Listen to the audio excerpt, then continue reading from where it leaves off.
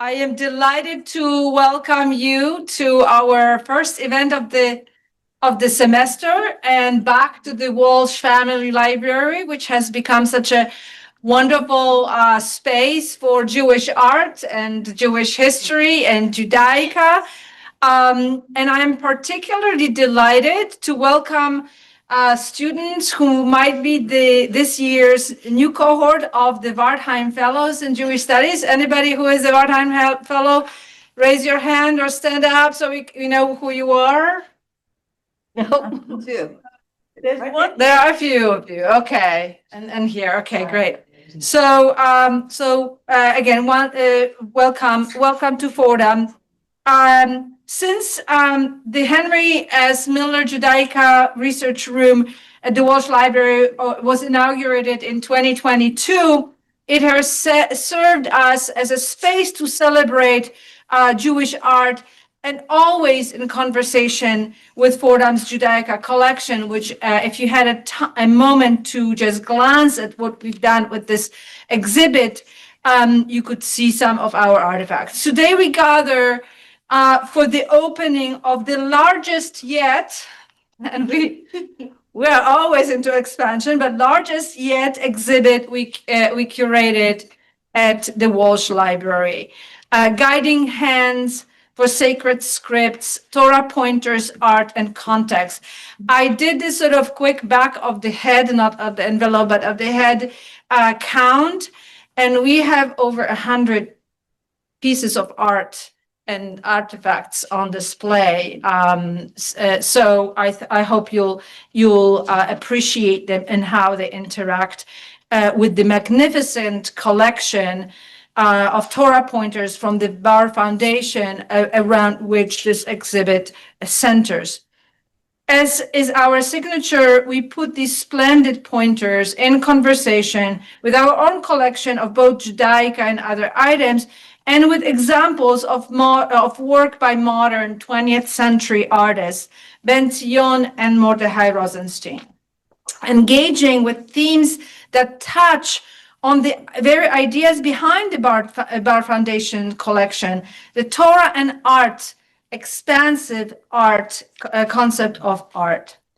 Today, we are fortunate to have with us Clay Barr, the collector behind the Yad collection, Tabita Shalem, who is the custodian of the legacy and the archive of the poet and artist Ben Zion. I don't know where's Tabita. Yeah. Here she is. And the family of Mordechai Rosenstein. Lisa, I met personally, and then I met children and grandchildren. So we're very honored that you are here with us. I am truly grateful to all of you, to Clay, to Tabita, to Lisa, and for making the art available to Fordham and for us to see and enjoy.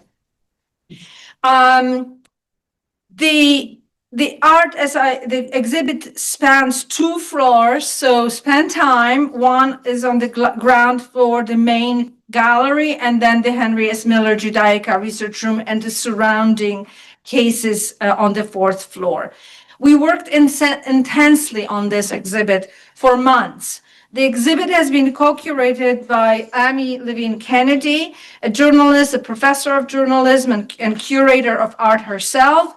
Amy teaches in the communications department at Fordham and is the curator of the Rabbi Irving and Marilee Koslow Gallery of Jewish Art in the Westchester Jewish Center in Mamaroneck. It was also our other co-curator was an undergraduate student and the Henry S. Miller intern in Judaica, Miriam Krakowski, who could not be with us, who is a junior now, but she has curated her own exhibits here at Fordham, and this is a call for Fordham students. You can do it. You can curate your own exhibits and engage with our magnificent collection here at Fordham. All our exhibits incorporate Fordham's special collections and archives from our growing Judaica collections. Thus, our gathering is also an occasion to celebrate and express gratitude to those who have made this possible. The very existence of the Henry S. Miller Judaica Research Room is indebted to the vision of the director of Fordham Libraries, Linda Lo Schiavo. Henry S. Miller was a longtime Fordham trustee and is one of the earliest Jewish alumni at Fordham College, and has supported Fordham for decades. When Jewish studies became part of Fordham's academic community, he jumped on board.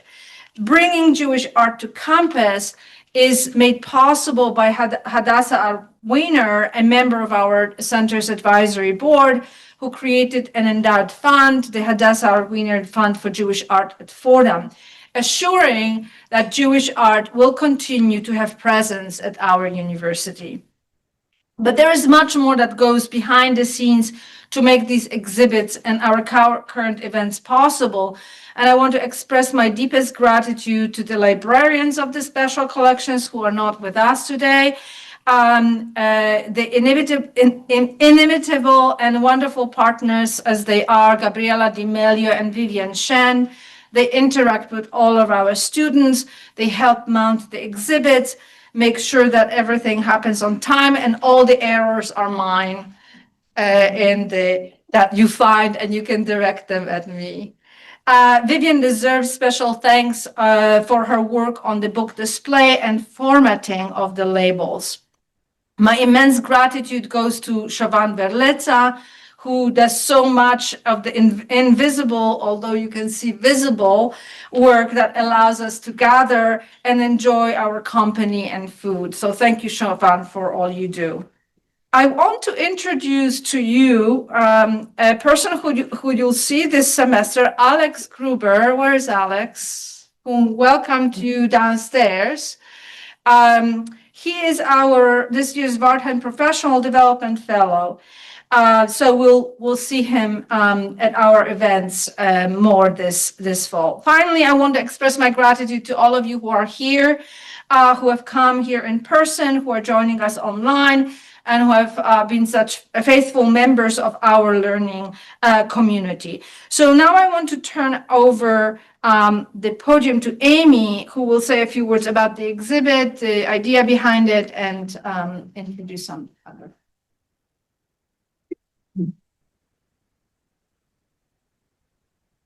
Good afternoon, everyone. I can wait a minute for you guys to get seated. There are more seats.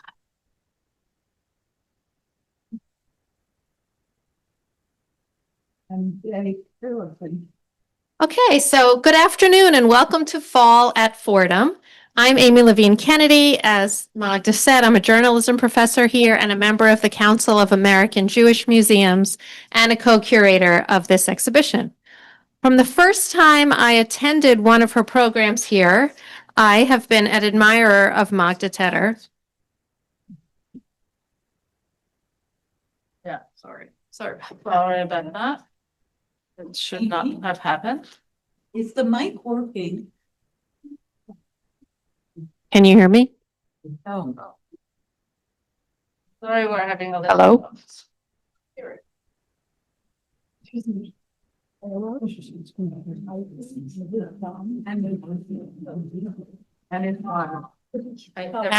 hello? Can you hear me? Can you guys hear me in the back? Okay.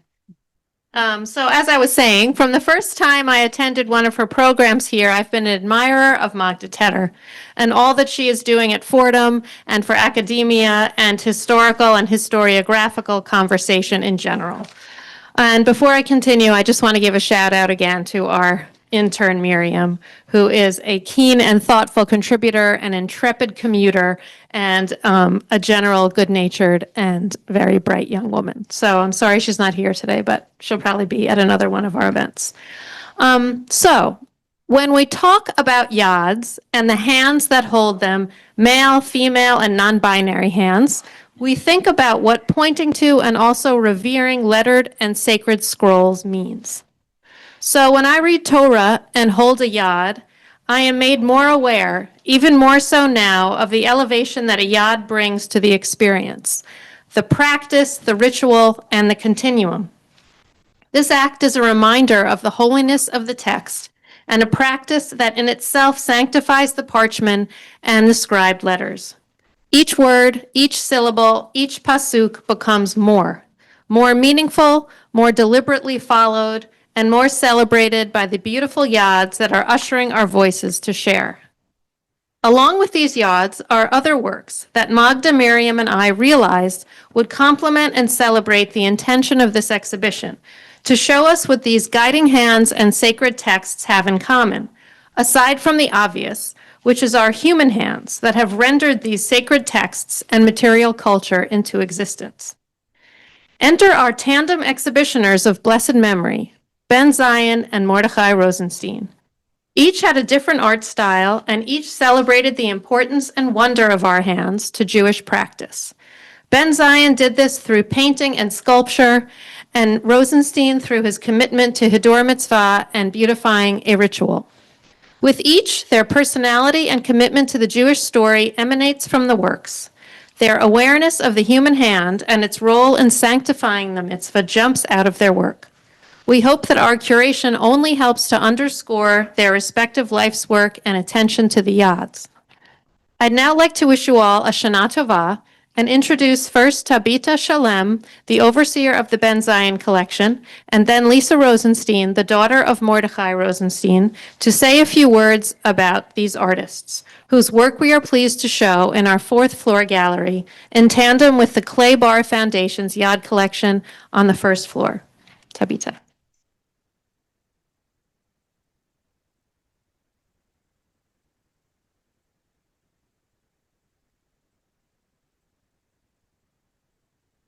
When Magda, Amy, and Miriam visited the Ben Zion home studio and asked to borrow paintings and sculpture beyond the obvious 3 yads, Torah pointers, it took but a minute to imagine the affinity. For all of Ben Zion's work points to the commandment he made sacred. You must build your life as if it were a work of art, in the words of Rabbi Abraham Joshua Heschel. Ben Zion drew his inspiration for hiddur mitzvah to adorn each movement and commandment with authenticity and beauty from the Hebrew Bible, in noting that God names the first artist, craftsman, Betzalel ben Uri, in the likeness and shelter of the divine, born of my light. Each time he raised a glass, l'chaim, he added, here's to everything beautiful.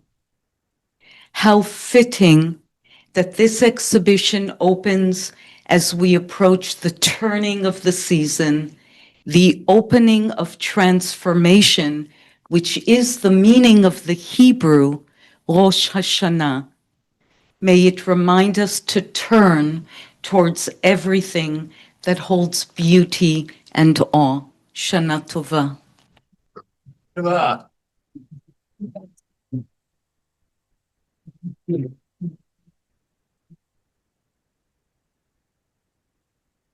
Hi, I'm Lisa. I'm Mordechai Rosenstein's daughter, and I want to thank Amy and Magda so much for inviting us to participate in this show. My father had many wonderful qualities, and one of them was his sense of humor. And if he were here, he would likely start out by saying, so many times people come up to me and say, your work is so beautiful and delicate. May I see your hand? And he would hold up what he called his very thick, heavy, unattractive hand and say, people would say, how do you do that delicate work? It really came from his mind right to the paper. And I think particularly this show is a beautiful fit for his work because he did what the pointer does, what the yad does. And then he pointed to a particular letter and showed us that that was art itself. It didn't have to have the illumination. The letter itself was art. It was beautiful. He showed us that every letter began with a yud. He loved the lamed. And then he would sometimes illuminate the letters themselves, but that was always the basis of his work and what he loved. And the other thing I think I'd like to point out about this show and about all of us collaborating together is that the work of an artist can be a very solitary endeavor. And though he spent many hours alone in his studio, I think what he loved best was collaborating with commissions, people who commissioned, with synagogues, with the Torah and the letters themselves. He loved the collaboration and what would come out of it. And I think that that really shows through in his colors and his signature style. And so I thank you again for including us. We're honored. Thank you so much. Thank you so much, Amy, Tabita, and Lisa. And now let me introduce Clay Barr, whose vision over 30 years ago has resulted in this magnificent collection of Torah pointers, which we're privileged to see. The Barr Foundation collection includes both visually magnificent, but also more humble, historically significant pieces, such as a yad from the most magnificent from 1781, made by a famous woman silversmith, Hester Bateman, about which you'll hear today, a more humble wooden 18th century yad, and a magnificent coral yad from northern Italy, as well as contemporary art, yads that were commissioned by Clay Barr from artists working as close to us as New York City and as far as Taiwan, Finland, and other places. Her collection includes works of many well-known artists such as Wendell Castle, whose work is here, our signature of the exhibit, and Giora Aharoni and others. Clay, we're really honored and grateful for your passion, for your commitment to this hiddur mitzvah, and for making your collection available to us and to others. So join us in. When I came here originally to meet Magda, it was snowy. Who would have thought? Who would have thought? Can you hear me? Who would have thought that there would be such a gorgeous day today? My heartfelt thanks to Magda for her vision for this first exhibition to combine Torah pointers from the collection with coordinating reading materials. She has been delightful to work with from start to finish. Downstairs, I was there for a few minutes and people came up to me and said, "How did this start?" So let me tell you how this all started. I am neither a scholar of Judaism nor an expert on Judaica. You may wonder why then I have devoted over 31 years to collecting Torah pointers. Pointers, as you know, also called yads, are tools exclusively used to follow the Hebrew in the Torah's crowded scrolls. Worshippers venerate Torah by tracking its text with a ceremonial stylus. Additionally, pointers assist in protecting the integrity of the quilled letters and the delicate vellum.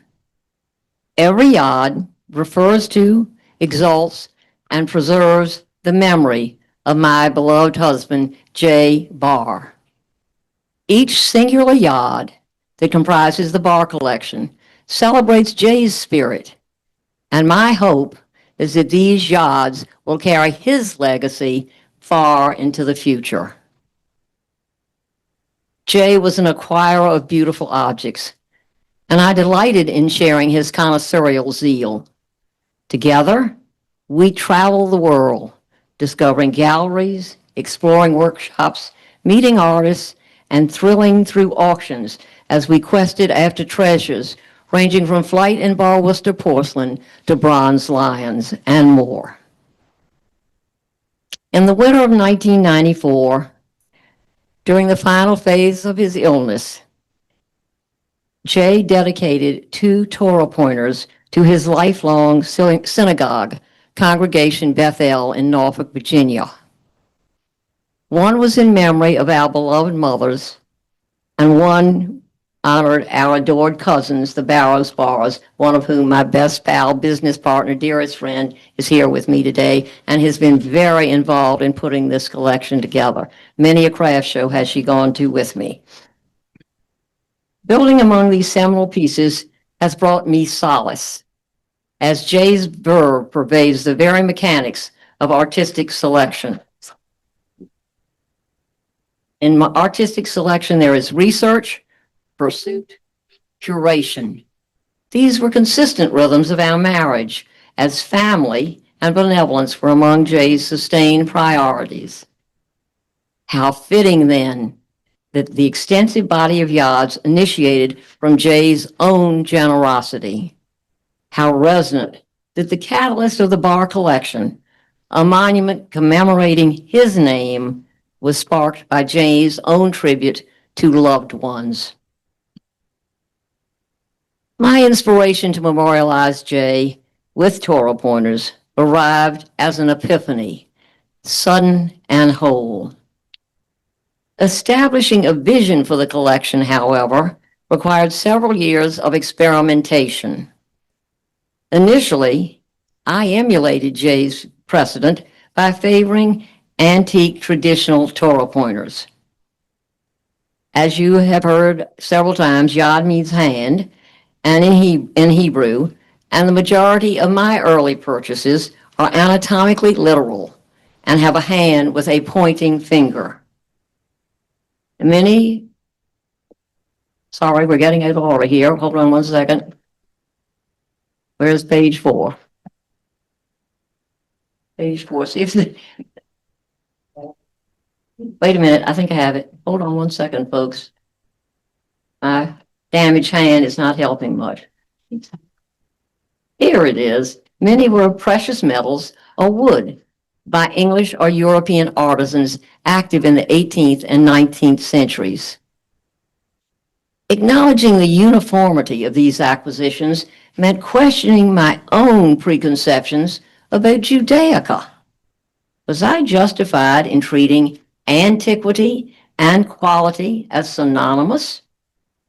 Could I continue compiling gold, silver, and wood and not expand to, hear this list, they're not all on display here, but these are all in the collection: glass, lucite, paper, tin cans, styrofoam, concrete, lead, iron, copper, beading, and even a skateboard.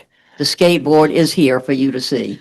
The answer to these inquiries are manifest in the evolution of the Barr Foundation's total inventory.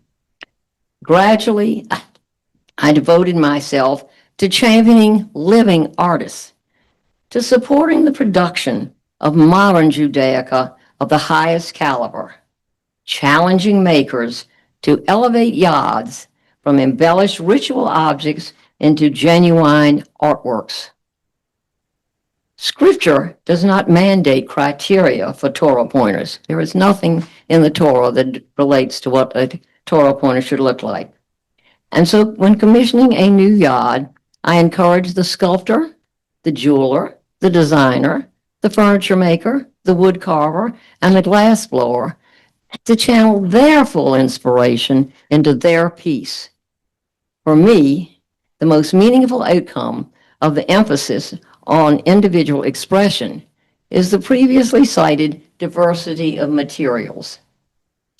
I believe the application of modern, unconventional media to an ancient form progresses our very conception of how a yad can look, what a yad can be, and still maintain its original purpose. Over the past 31 plus years since I lost Jay, like the collection, I too have grown in both my faith and in my knowledge of Judaica. Itinerant as those wanderers, the Israelites, these Torah pointers have traversed the United States, stirring curators and viewers at exhibitions that began in Portland, Oregon, traveled to West Bloomfield Hills, Michigan, to Memphis, to Tulsa, to Westchester, where Amy displayed them, to Miami, to Boca Raton, to the Bernard Museum at Temple Emmanuel, where Warren displayed them, to Houston, to Boca Raton, to Hollywood, and in my home state of Virginia, the Chrysler Museum in Norfolk, the Torgler Museum in Newport News, and the Fralin Museum in Charlottesville, which is the home of the University of Virginia, where the Yods will go after my death. But now we are back in New York. Artists in the planning stage often have asked if there is a delivery date for their creation. Whenever it's ready, I have previously said. However, now in my 9th decade, this response holds less reassurance, perhaps, than it did 3 decades ago. Yet I remain determined to enhance this collection indefinitely. For in orchestrating the ingenuity, the variety, and the creative brilliance that distinguishes these Torah pointers, I carry to fruition my very own magnum opus. I would be remiss if I didn't express my gratitude to all of you. I heard there were going to be 14 people earlier. It must have been the food that drew you, I guess, but there's a lot more than 14. I want to express my gratitude to all who have come this afternoon, but my heart is filled with gratitude and love for my choral line over here, for the friends and family who are here to support me and to honor Jay's memory. Now, let's talk about the yachts. And the first one that is up is a Northern Italian yard. It's 19th century. It happens to be the first yard I purchased. There used to be a wonderful Judaica gallery on 56th Street, not too far from the Trump Tower, called, starts with an M, oh my God, it's Maya. the Mariah. Thank you, Warren. The Mariah Galleries. Quite a few pieces came from Mariah. This was my first purchase. There's also a carved ivory one downstairs that you'll see. I purchased 3 yards at first. 2 of them are here. This one and a coral one that is downstairs. Okay, shall we move on? Another one from the Mariah Gallery, and I went several times. Every time I'd get to New York, I'd run right to the Mariah Gallery, and I saw this thing, and I thought it was so ugly, and I left, and another time I saw it, and it was so ugly, and I left. The third time I went, ding back. A porcelain Torah pointer? You've got to be crazy. You have to have it. So it's not the prettiest one. It's become a great favorite. It's really quite special, and it is here. You will see it. This is Hester Bateman. Hester Bateman was not originally on Magda's list, and I called her up and I said, to send this collection without Hester Bateman would be like asking the Louvre to forget Mona Lisa. So we're now referring to this as the Mona Lisa yard. You will see it just as you come in on your right. This is quite special. I think it was Warren's favorite when we had it at Temple Emmanuel. Hester Bateman, to this day, is the most renowned English woman silversmith. She inherited the business when her husband died and worked for many years with her sons, did over 1,000 pieces of silver, but most of them were for the home. Almost very little Judaica remains, and thank goodness I was lucky enough to find this piece. It is fully hallmarked, 1781 London, and it's definitely a high point of this collection, so I'm glad it's on display for you to see. Well, this poor bird is on his head. If you stand on your feet, you can see there's a bird holding a bell in his beak, and it has a very flattened hand when you see it. One of the things I find fascinating is the difference in the hands themselves. That sometimes they're flat, sometimes they're round, sometimes they're pointing, sometimes they have a ring. So as you look, spend some time looking at that. This is Federal period, American, and we assume it is from one of the shuttered synagogues in the Lower East Side. We can't prove which synagogue or for sure what it is, but that is the assumption at this point.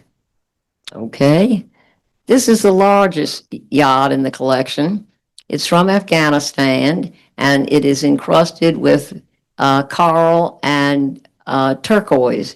And it is so large, and the reason for that is in the East, you will see downstairs something called a teak, which rather than laying the Torah down, the teak held the Torah up. And with this yod, you could rest it in the crook of your arm and follow the writing way up here rather than pointing down. So that's the reason. It's also pierced for scent in the top. Quite special. This is really special. This is made of bullets. It was made in the Second World War on a Pacific island by an unknown worshiper. Somebody wanted to pray, and what did they have to use? So they put together this Torah pointer out of different kinds of bullets, and we happen to know exactly what kind of bullets because Lauren's son is very much a military historian as well as being a transplant surgeon. So he managed to tell me what kind of bullets this is made out of. So that's special. This is not here. If you want to see this, you have to go see Susan at the Hebrew Home. The Derfner Judaic Museum at Hebrew Home. That's where it is on display. She has, what do you have, 12 on display? We'll have 16 in 16. about a week. So if you want to see more yods from the Barr collection, 16 are with Susan. This is by Ludwig Yehuda Wolfert. Ludwig Yehuda Wolfert was born of Lithuanian parents, lived in Germany. His parents, thank God, had the good sense to leave and went to Israel, where he studied at the Betzalel school before teaching at the Betzalel school. His concept was to make things much simpler and not jewel encrusted. And he was approached by the Jewish Museum up on 93rd Street to come in 1956 to form a school to teach artists to make good contemporary Judaica. And he taught there until his death. And he was assisted by, do we have Moshe Zabari? Yes, this was one of his students, Moshe Zabari. He also studied under him at Betzalel, and then he went on to teach at the Pasher School at the Jewish Museum, with taking over after Zabari died. And this is quite curious. Can you see it fits over your finger? And the fact that there is Hebrew lettering, that was one of the things that Wolfert suggested was a great adornment. So this is an example of Wolfert's teaching of using the Hebrew lettering. Well, you've been looking at Wendell Castle all evening. Wendell Castle, when I decided to go to find contemporary artists to work with, there is a wonderful couple from Virginia who had a company called Best Products. I don't know whether any of you are old enough to remember Best Products, but it was the first discount business way back when. And they started their art collection by going up to Andy Warhol and say, do you need a washing machine? And they give him a washing machine, or whoever. That was how they began their great collection that the state of Virginia has at our museum in Richmond, thank goodness. And I called up Frances Lewis. Sidney was already deceased. And I said, Frances, I'm putting this collection together in Jay's memory. I want you to tell me some artists to work with. So first one on the list was Wendell Castle. And I called him up and said, Mrs. Lewis told me to call, and we went back and forth, and he couldn't have, I don't know if you all are familiar with Wendell Castle, but he was the father of the American craft furniture movement. His works are in every major museum you can think of. He was just wonderful. He made one yod, though, let me tell you that. He only made one yod. He couldn't have been easier to work with.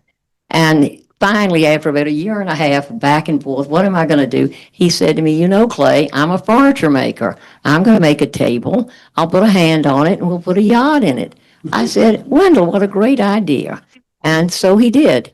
And a package arrived, and it was in 3 pieces, the table, the hand, and a little bitty silver Torah pointer. And I am a designer, and my eye likes proportion. And that silver Torah pointer was so out of proportion to the hand it was sitting on. And I thought, how can little me call up this genius and say you made a mistake? So instead, I took some of my antique silver ones that are pretty big, laid him on the hand, took a picture and sent him to him. And he said, send it back, I'll fix it. And he added the walnut that's on the end. And I think it is stupendous. And I'm proud to have it in the collection, only one he ever made. Well, Tom Herman, I'm a little addicted to. There are two of his in this exhibition. Both of my grandsons have his for their bar mitzvah, and I have two more at home. I can't seem to get enough of Tom Herman, but this was the first one. Lauren and I were at one of those craft shows, and we walked up the steps in this room that was adjacent to the Smithsonian craft show, and at the top was this jewelry that you gasped. It was so beautiful, enamel, stones, whatever. And we started talking to him, and Lauren sort of gave me an elbow, and he said, what about a lily of the valley for your mom? Because my mother and I, we adored each other, but we also adored Lily of the Valley. So I said to Mr. Herman, do you think you could make a Lily of the Valley yard? Oh, one thing I need to, he said, oh, sure. I said, well, just draw a sketch. He said, I can't draw. I'll make it. But the thing to know about Tom Herman is his business is called Seven Fingers. He lost 3 in a childhood farming accident. It hasn't held him back. When you see this, if you note, the bottom pearl is carved, it looks just like the bloom of a lily of the valley.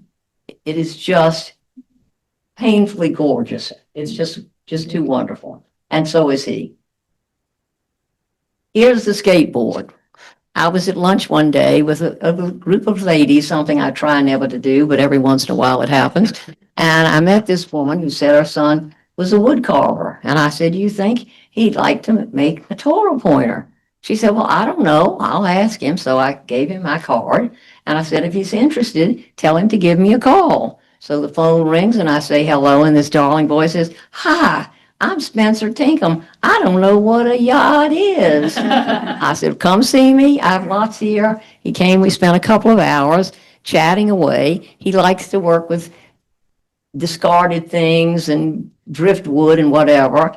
And I mentioned that my granddaughter is here with me today. Jaden Baum, her younger brother, had a damaged skateboard. And I said, do you think you can use a skateboard? He said, well, sure, I can do that. And I said, I told him that my nickname for Jay was the Bun. And we have a collection of crystal bunnies that sit around a candelabra in the middle of our round table. So we walked in there and he said, can I take this little one back to my studio? And I said, of course. So if you see this one, I haven't seen where it is, but if you can see the back, the bunny has exactly the little tail that's on the crystal bunny.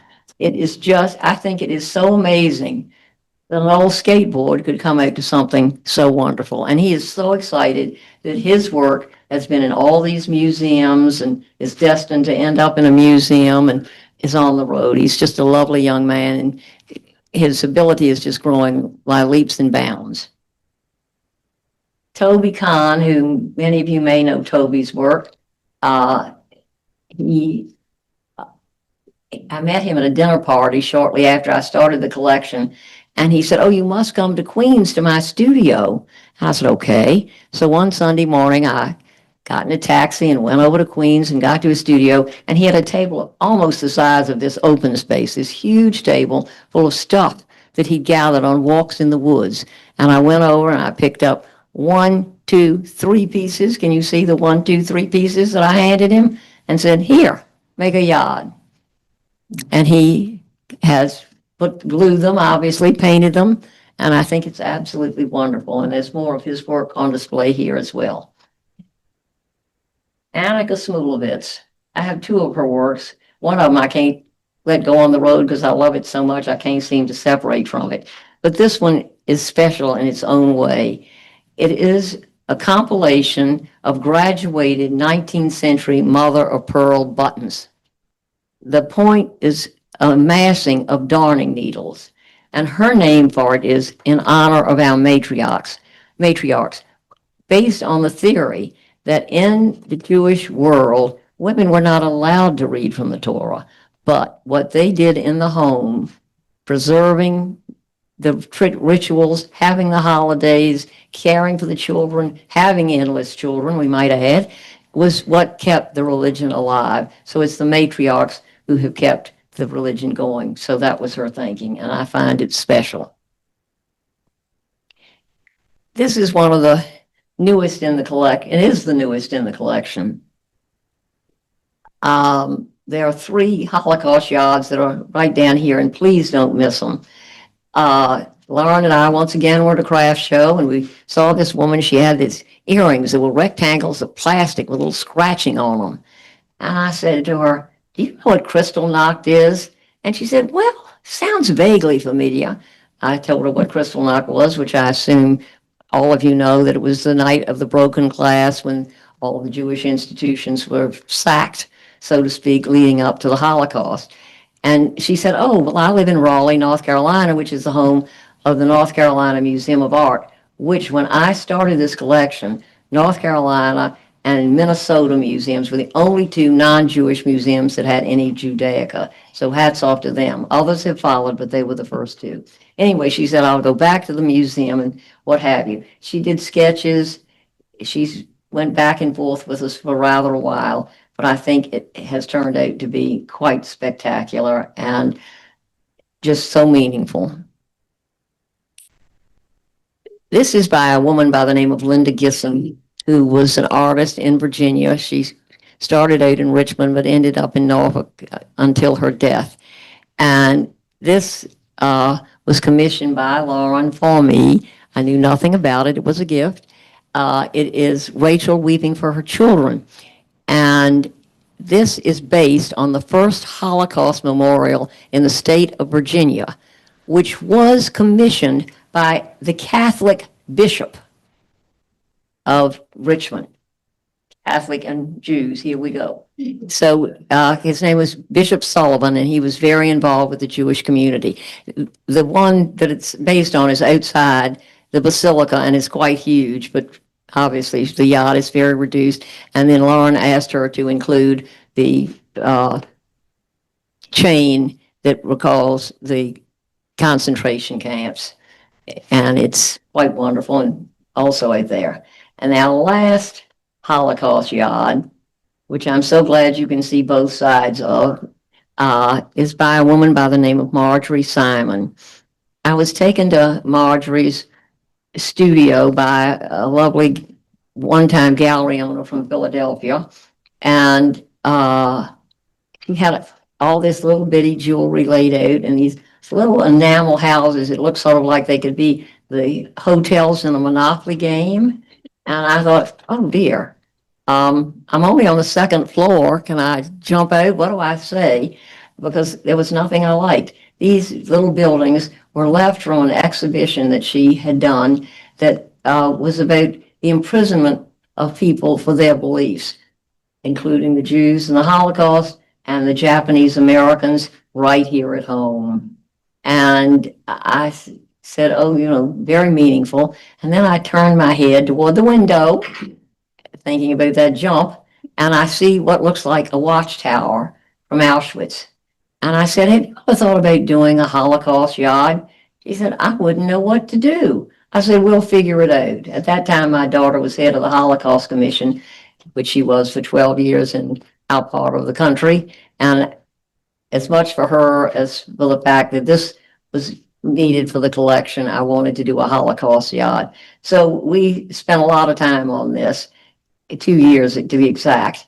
And the car, she so thoroughly researched, it is an exact replica of a 1940 German transport which took the Jews to the camps. The saying on the front, those of you who are familiar would recognize it from over the entry into Auschwitz.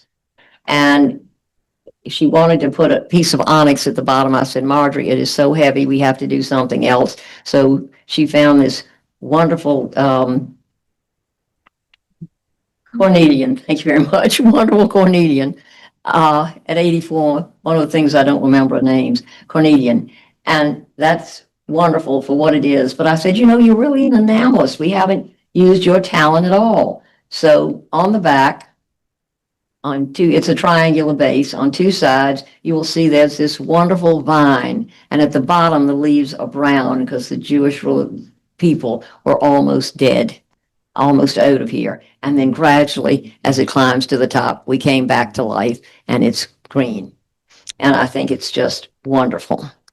Is that us? That's it. That's it. Now go look at the yards. I'll be around if you have any questions. You heard their stories connected to all of these. Believe you me, their stories connected to the others as well. Let me just say one other thing. Yes. I am always looking for the next great artist to make one, and I'm also looking for the next venue to show them. So if you have any ideas ever, don't hesitate to let me know. I'd appreciate it. Thank you.